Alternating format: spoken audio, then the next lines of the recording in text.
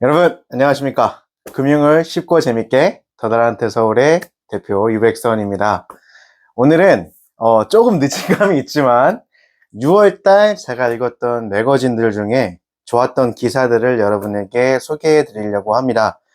매월 저희 더달한테 서울에서는 5건 이상의 경제 매거진을 읽고 그 중에 가장 좋은 한 권의 경제 매거진을 고객들에게 배송해 드리고 있는데요. 6월 달에 선정했던 경제 매거진은 바로 포브스였습니다. 포브스를 선정한 가장 큰 이유는 우리가 알아두어야 할 차세대 반도체들을 소개한 기사가 너무 좋았기 때문이었는데요. 6월 달에 굉장히 핫한 이슈였죠. 하이브 이슈를 다룬 이 포춘지 기사도 하나 소개시켜 드리려고 합니다. 현재 AI 반도체로 가장 많이 쓰이고 있는 게 바로 이 GPU인데요. GPU는 원래 그래픽을 굉장히 잘 출력해주는 장치인데요. 그러니까 굉장히 빠르게 단순 데이터를 처리할 수 있기 때문에 AI가 지식들을 학습시키는 일에 이 GPU 장치가 활용이 되고 있습니다. 엔비디아가 개당 6천만 원이라고 알려진 H100이라는 칩이고요. 이 H100 칩과 함께 결합돼서 사용되는 친구가 바로 HBM이라는 차세대 이제 메모리 반도체가 되겠습니다. 이 HBM은 우리 대한민국이 전 세계 점유율 90%를 가지고 있어요. 현재 가장 잘하는 업체는 여러분도 아시듯이 SK 하이닉스하고 삼성이죠. HBM 장치는 AI 산업에 굉장히 중요한 메모리 반도체이지만 포브스 6월호에 따르면 자율주행이나 첨단 운전자 보조 시스템 ADAS라고 하죠. 통합 발전에 힘입어서 자동차 산업에서도 고대역 메모리 적용이 확대되고 있다고 합니다. 특히 최근에 유럽에서 ADAS를 의무 장착화 시켰거든요. 그러다 보니까 유럽 쪽에서 HBM 수요가 더 폭발적으로 늘어날 가능성이 높겠죠. 그리고 운전자의 안전을 위해서 이게 아마 전 세계 트렌드로 확산될 가능성이 높습니다. 다음으로요, FPGA라는 반도체가 있습니다. 추론용 AI 반도체로 지금 개발이 되고 있습니다. 여기서 여러분의 간단하게 교육용과 추론용의 차이를 말씀드려야 될 거예요. 자, 교육은 뭘까요? GPU가 지금 교육용으로 쓰이고 있는데 지식을 말 그대로 AI에게 학습시키는 용이에요. 방대한 양의 지식을 넣는 거죠. 자, 그런 다음에 추론은 뭘 하는 거냐면 그 학습된 지식들을 가지고 사용자가 질문하는 것에 대해서 올바른 답변을 내는 것을 추론 반도체가 하는 역할이라고 할 수 있겠죠. 물론 여전히 방대한 양의 데이터를 학습하고 있는 상황이지만요. 결국에는 이 학습 데이터가 다 마무리가 되면 NPU도 대표적인 추론 반도체거든요. 그때는 GPU보다는 이 두 반도체가 더 많은 사랑을 받을 가능성이 높습니다. 이 FPGA 반도체를 세계에서 처음으로 만든 회사가 자일링스라는 회사인데요. 미국에 있어요. 이 미국 놈들 다 해먹죠. 그 AMD라는 회사에 속해 있는 지금 제일 잘하고 있다고 합니다. 자, 다음으로 QPU라는 반도체인데요. 쉽게 말하면 양자 컴퓨팅에 들어가는 혁신적인 차세대 반도체 칩이라고 합니다. 그리고 이 QPU 반도체를 제일 잘하는 회사가 역시 미국입니다. 인텔이래요, 인텔. 인텔에서 가장 많은 기술력과 지금 특허를 보유하고 있다고 하네요. 연구용으로는 지금 쓰이고 있는데 실제로 상업용으로 양자 컴퓨터를 우리가 만들어내고 이 QPU 칩을 활용하려면 시간이 좀 더 걸린다고 해요. 관련한 소프트웨어도 개발이 되어야 하고요. 어쨌든 차세대 양자 컴퓨팅, 우리가 QPU도 한번 체크해 보셨으면 좋겠습니다. 자, 그리고 네 번째 NPU 같은 경우는 지금 FPGA보다 GPU의 차세대로 가장 각광받는 장치입니다. 아까 말씀드린 추론 장치이고요. 최근 들어서 우리 그 갤럭시 핸드폰을 사용하시는 분들은 소프트웨어 업데이트 되셨잖아요. 그래서 AI가 요즘에 사진 편집을 굉장히 잘 도와줍니다. 그래서 이렇게 사진 속 어떤 사람을 지워버리고 싶다 그러면은 영역만 표시하면 싹 지워주잖아요. 그런 것들을 가속할 때 활용하는 장치가 NPU 장치라고 합니다. 차세대 컴퓨터 장치가 많이 불티나게 팔리려면 온 디바이스 AI가 혁명이 일어나야 된다라고 지금 전문가들이 예측을 하고 있는데요.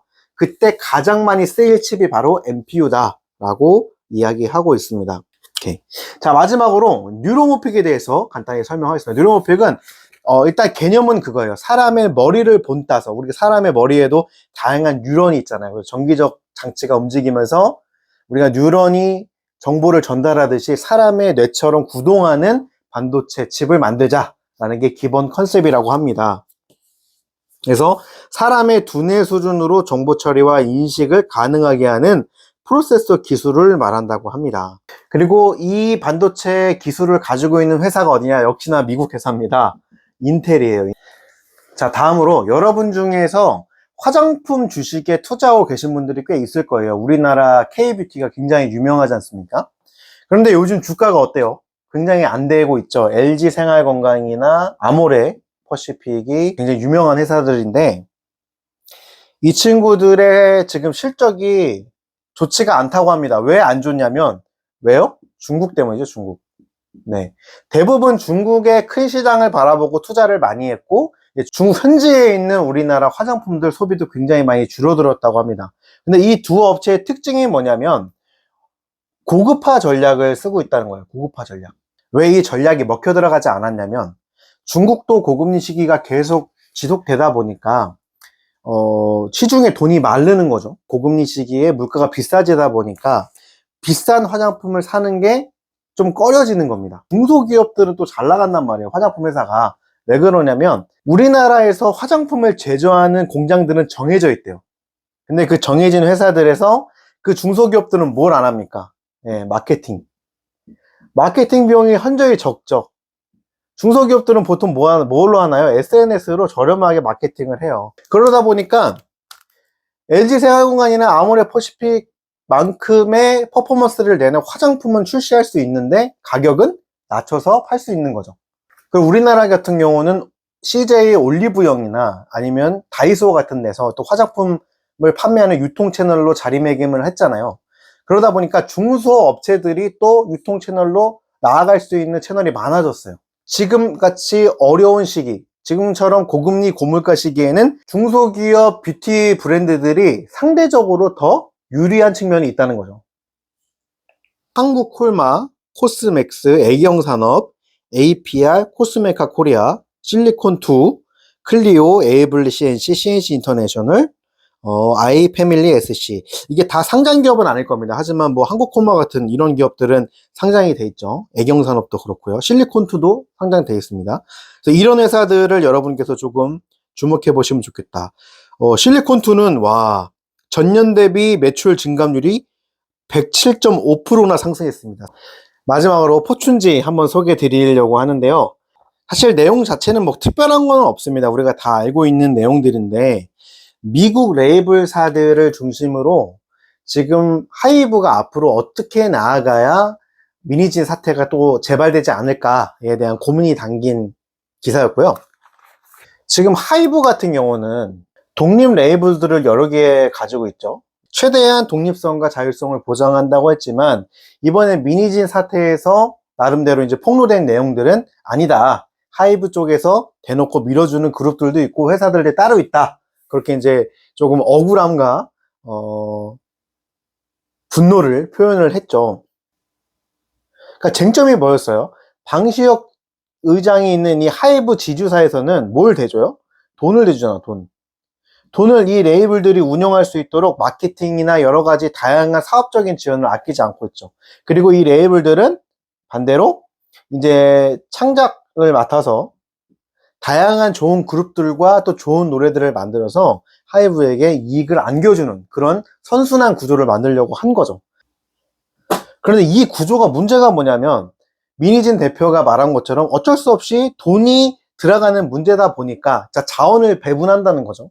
그 문제다 보니까 더 많은 매출을 올리고 더 떡잎이 좋아 보이는 그룹들을 지주사 쪽에서는 더 많이 지원할 수밖에 없는 상황인 겁니다. 그러다 보니까 데뷔일 같은 경우도 막 미루게 되고 약속도 변경되게 되고 그런 것들이 또 이 레이블들 대표들 입장에서는 내심 또 서운한 거죠. 나는 열심히 해서 이렇게 하기로 했는데 뭔가 경쟁력이 밀린다는 본사 판단 때문에 또 창작이 뒤로 가게 되는 그런 것들이 갈등의 씨앗이 됐다는 겁니다. 그리고 아무리 레이블들의 창작성을 보장해주고 존중해준다고 해도 하이브라는 그룹만의 어떤 또 색채가 있어야 되잖아요. 안 그러면 JYP나 SM이나 YG랑 다를 게 없지 않습니까? 그러다 보니까 아무래도 돈뿐 아니라 하이브라는 그룹 내의 레이블들이 가지고 있는 정체성은 공유될 수밖에 없는 한계점이 있다는 거죠.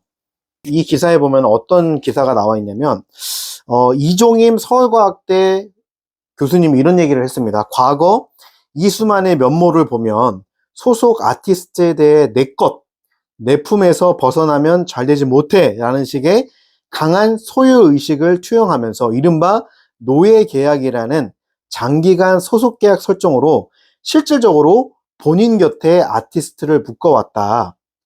이와 비교했을 때 민희진 대표도 크게 벗어나지 않는 행태로 아티스트와 적절한 거리두기를 하지 못한 꼴이라고 표현을 했습니다. SM에 원래 있던 대표잖아요. 그러다 보니까 거기서 배운 것들을 그대로 지금 뉴진스에게 투영하고 있는 거 아닌가라고 생각을 하고요. 이 기사에서도 또 이런 지적을 했습니다. 콘셉트와 브랜딩이 아무리 탁월해도 그를 뒷받침할 자본이 없다면, 돈이 없으면 아이돌을 무대에 한 번 올리고 좋은 퀄리티의 콘텐츠를 만드는 게 결코 쉽지 않다. 뭐 당연한 이야기죠. 그런데 민 대표는 뭐 다 자기 때문이다. 자기가 잘해서 그런 거다. 하이브는 어떤 연관성도 접점도 없다. 이렇게 지금 말도 안 되는 얘기를 했다는 거. 저도 이 부분에서 굉장히 화가 났거든요, 사실은. 어떻게 이렇게 개차반같이 이야기를 할 수 있는. 그래서 이 사건을 그러면 우리가 앞으로 재발하지 않으려면 어떻게 다뤄야 되냐라는 거에서 이 차우진 대중음악 평론가라는 분이 이렇게 얘기를 했습니다.